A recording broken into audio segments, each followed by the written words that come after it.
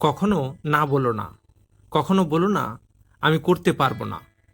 তুমি অনন্ত এবং সব শক্তি তোমার ভেতরেই আছে। তুমি সব কিছুই করতে পারো।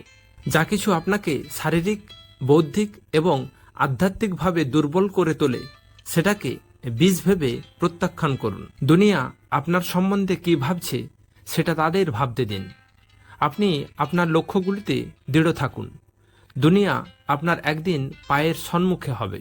ওঠো এবং ততক্ষণ অবধি থেমো না যতক্ষণ না তুমি সফল হচ্ছ। সমাজ অপরাধীদের কারণে খারাপ হয় না, বরং ভালো মানুষদের নীরবতার কারণে হয়। নিজের জীবনে ঝুঁকি নিন।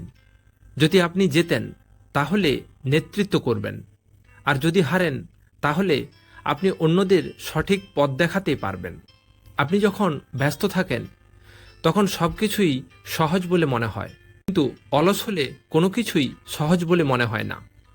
জীবনে 3টি আদর্শ চোখ বন্ধ করে মেনে চলার কথা বলেছেন স্বামীজি। তিনি বলেছেন, যারা তোমায় সাহায্য করেছে তাদের কখনো ভুলে যেও না। যারা তোমাকে ভালোবাসে তাদের কোনোদিন ঘৃণা করো না। আর যারা তোমাকে বিশ্বাস করে তাদের কখনো ঠকিও না। উঠে দাঁড়াও, শক্ত হও, দীপ্ত হও। যাবতীয় দায়িত্ব নিজের কাঁধে নাও। আর এটা সবসময় মাথায় রেখো, তুমি তোমার নিয়তির স্রষ্টা। যে কোনো একটা ভাবনা মাথায় আনো, সেই একটা ভাবনাকেই তোমার জীবন করে ফেলো।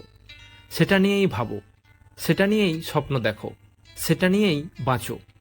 সেই ভাবনাকে বাস্তবায়িত করতে তোমার মস্তিষ্ক, তোমার পেশি, তোমার শরীরের প্রত্যেকটি অঙ্গকে কাজে লাগাও। প্রত্যেকটা ভাবনাকে অন্য ভাবনার থেকে আলাদা করে রাখো। এই পথেই সাফল্য আসবে। তুমি খ্রিস্টের মতো ভাবলে তুমি একজন খ্রিস্টান। তুমি বুদ্ধের মতো ভাবলে তুমি একজন বৌদ্ধ। তোমার ভাবনা, অনুভূতি তোমার জীবন শক্তি, জীবন শক্তি। যতই বুদ্ধি দিয়ে কাজ করো, এগুলো ছাড়া ভগবানের কাছে পৌঁছানো সম্ভব নয়। সারাদিন চলার পথে যদি কোনো সমস্যার সম্মুখীন না হও, তাহলে বুঝবে তুমি ভুল পথে চলেছ। কোনো বড় কাজই কঠোর পরিশ্রম ও কষ্ট স্বীকার ছাড়া হয়নি। আমি বিশ্বাস করি যে কেউ কিছু পাওয়ার উপযুক্ত হলে জগতের কোনো শক্তিই তাকে বঞ্চিত করতে পারে না। মনের মতো কাজ পেলে অতি মূর্খও করতে পারে। যে সকল কাজকেই মনের মতো করে নিতে পারে সেই বুদ্ধিমান। কোনো কাজই ছোট নয়।